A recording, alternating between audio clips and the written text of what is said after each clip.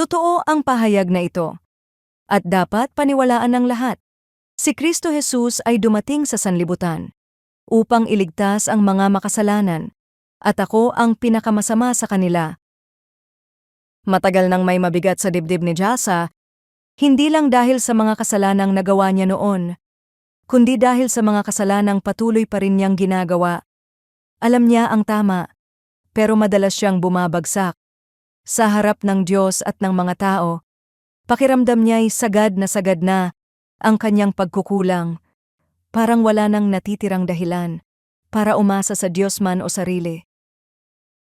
Isang araw, sa gitna ng tahimik at taimtim na pagninilay, natagpuan niya ang unang Timoteo, unang kabanata, talata 15.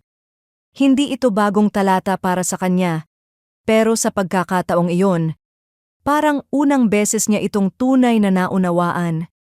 Si Kristo Jesus ay naparito upang iligtas ang mga makasalanan, hindi para sa mga nag-akalang nagtagumpay laban sa kasalanan. Sa sandaling iyon, naunawaan ni Jasa na ang kawalan niya ng pag-asa ay hindi dahil kulang ang biyaya ng Diyos. Mali lang ang akala niya kung para sa kanino ang ebanghelyo. Ang layunin ng biyaya ay para sa mga wasak, sa mga walang maipagmamalaki, kundi ang kanilang pangangailangan sa habag ng Diyos. Unti-unting bumalik ang pag-asa kay Jasa, hindi dahil biglang nawala ang kanyang kasalanan, kundi dahil naunawaan niya na mas dakila ang layunin ni Kristo kaysa sa bigat ng kanyang nakaraan.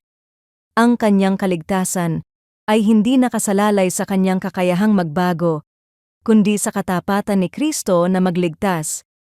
Taliwas sa iniisip ng mundo, yaong nakikita ang sarili bilang lubos na makasalanan ang pinakabukas sa biyaya ng Diyos. Kung pakiramdam mo ngayon ay sagad na ang iyong pagkukulang o kasamaan, marahil iyon mismo ang lugar kung saan ka tinatagpo ni Kristo. Hindi para husgahan ka, kundi para iparanas niya sa iyo ang kanyang mayamang biyaya ng kaligtasan. Saang bahagi ng iyong puso mo nararamdaman na parang huli na ang lahat? Paano binabago ng katotohanang si Kristo ay dumating para sa mga makasalanan ang iyong pagtingin sa sarili? Panginoon, wala po akong maipagmamalaki sa aking sarili. Kilala mo ang lalim ng aking kasalanan at kahinaan. Salamat po dahil dumating si Kristo, hindi para sa mga nag-aakalang mabuti sila, kundi para sa mga tulad kong lubos na nangangailangan ng iyong biyaya. Turuan mo po akong umasa, hindi sa aking sarili, kundi sa natapos na gawa ni Jesus sa krus. Sa pangalan ni Jesus. Amen.